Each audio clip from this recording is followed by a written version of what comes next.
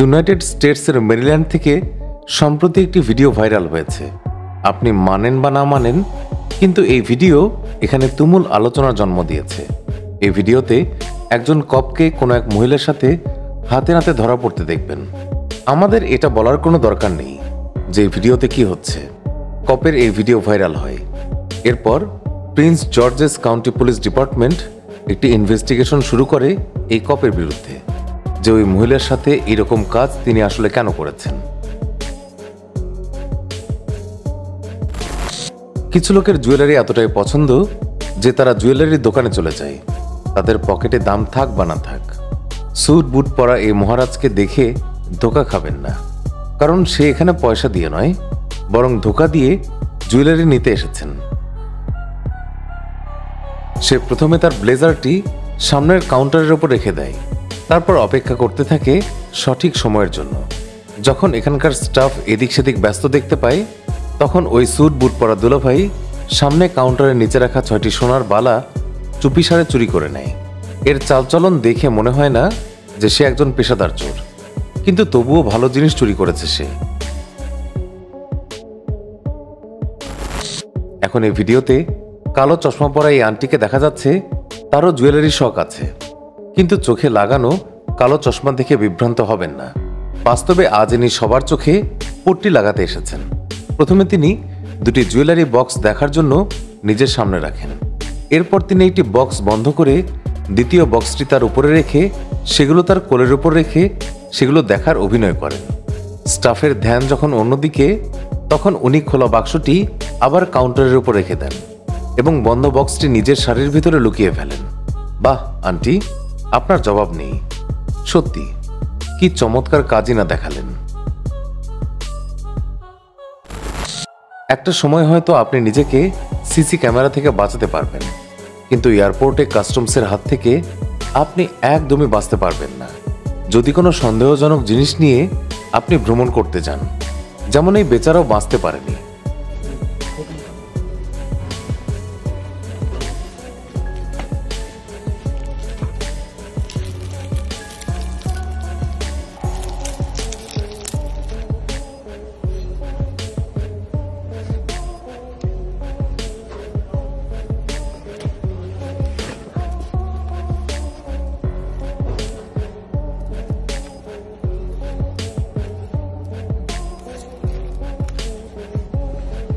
উইগের নিচে এই হলুদ রঙের জিনিস দেখছেন, এটা আসলে সোনাই, কিন্তু সেমি লিকুইড কন্ডিশনে রয়েছে।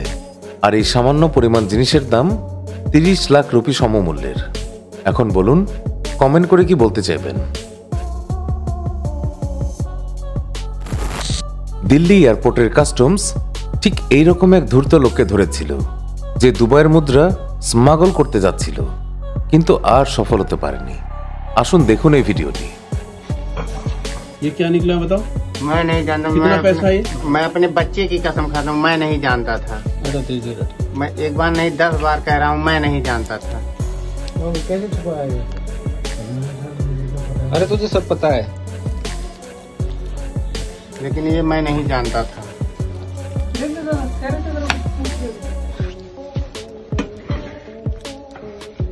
रियल है ना? 500 रियल। ये बारीकी सुना दो। मैं नहीं जानता था। टेप लगा रखा है।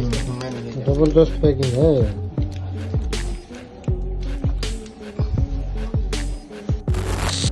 আজকাল পেট্রোল পাম্প আর গাড়ির মালিকদের সম্পর্ক অনেক বেড়ে গেছে। কিছুদিন না যেতেই গাড়ির তেল খতম।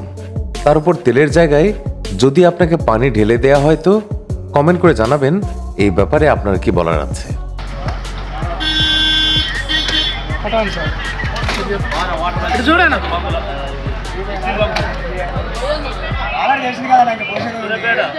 అంత కోపం ఎందుకన్నా మీకు? ఇద్దరేనా జరగనా కొంచెం ఇద్దరు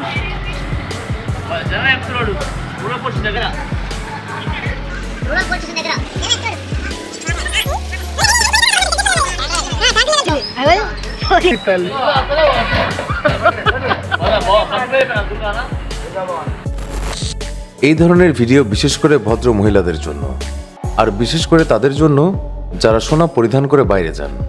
এটা দিল্লির গলির একটি চিত্র বন্ধুরা। এখানে এক মহিলা গলি দিয়ে হেঁটে যাচ্ছিলেন, তার উপরে দুইজন ছিনতাইকারী হামলা করার প্ল্যান করে। এর মধ্যে একজন বাইককে আগে পিছে করে তাকে আটকে রাখে, আর দ্বিতীয়জন পেছন থেকে আচমকা এসে তার গলার চেইনে টান দিয়ে ছিঁড়ে চুরি করে নিয়ে যায়। সবকিছু 1 মিনিটের মধ্যেই হয়ে গেল। এমনকি বেচারা ভদ্রমহিলা নিজেই ভয় পেয়ে পালিয়ে যান। এই ফুটেজ দেখে যে কেউ চমকে যাবে। এটি কানপুরের ঘটনা, যেখানে কিছু চোর এমন একটা চুরি বাস্তবায়ন করেছে যেমনটা শুধু সিনেমাতেই দেখতে পাওয়া যায়। এখানে কিছু চোর চুরি করার জন্য ব্যাংকের দরজা নয়, বরং সুড়ঙ্গ বেছে নিয়েছে। জি হ্যাঁ, একটা সুড়ঙ্গ, যা এই বেচারা দিন রাত পরিশ্রম করে বানিয়েছে, যেটির আরেকটু মুখ খুলেছে সোজা ব্যাংকের ভেতরে। 3 ফুট চওড়া আর 8 ফুট লম্বা সুড়ঙ্গ খুঁড়ে চোরের দল একেবারে ব্যাংকের সোজা স্ট্রং রুমে হাজির হয়, যেখান থেকে তারা কোটি রুপির সম্পদ গায়েব করে ফেলে। আর এমন চুরি দেখে তো কানপুরের পুলিশ নিজের আঙ্গুলে দাঁত দিয়ে কামড়ে ধরেছিলেন। ভিডিও পছন্দ হলে লাইক দিন এবং শেয়ার করুন।